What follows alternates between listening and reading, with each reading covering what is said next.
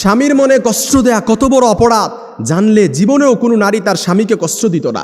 কিয়ামতের ময়দানে সর্বপ্রথম একজন নারীকে জিজ্ঞেস করা হবে নামাজের ব্যাপারে আর তার স্বামীর ব্যাপারে। এই কথাগুলো আমার মা বোনদের কাছে পৌঁছায় দিবেন, যে যেইভাবে পারেন আমার মা বোনদের কাছে শেয়ার করবেন।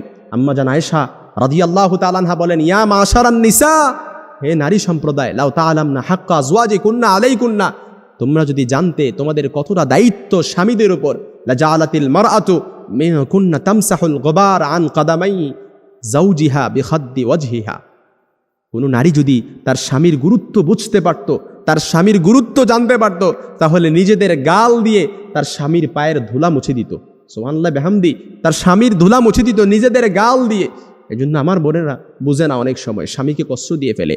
অনেকে মনে করে যে বর্তমান সময়ে সবচাইতে বেশি নারী নির্যাতন হয়, কিন্তু তারা জানে না, তারা গড় সংখ্যা দেখে না। বর্তমান সময়ে সবচাইতে যে তালাকের বিচ্ছেদের ঘটনা ঘটে, এটা হচ্ছে স্ত্রীর দ্বারা স্বামীকে ডিভোর্স দেয়, খোলা তালাক দিয়ে দেয়।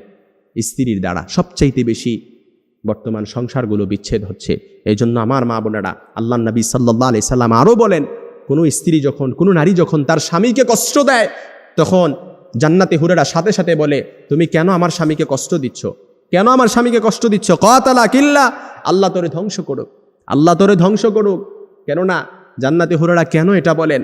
তারা বলতে থাকে, এটা যেমন তোমার স্বামী, ঠিক তেমনি এটা আমারও স্বামী। সে মরতে দেরি, জান্নাতে আসতে দেরি, আল্লাহ তাআলা তার জন্য আমাদেরকে অবধারিত করতে দেরি করবে না।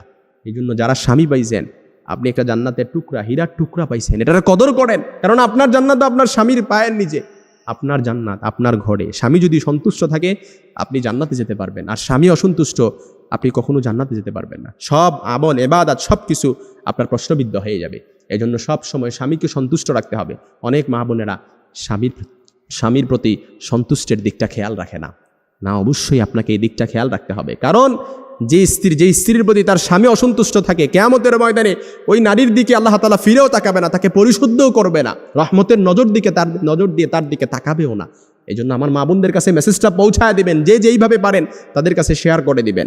কারণ আমরা চাই না আমাদের মা বোনেরা জাহান্নামে যাক, আমার মা বোনেরা জাহান্নামে যাক। আমরা চাই না। এই কথাগুলো অবশ্যই তাদেরকে শুনতে হবে, তাদেরকে বুঝতে হবে।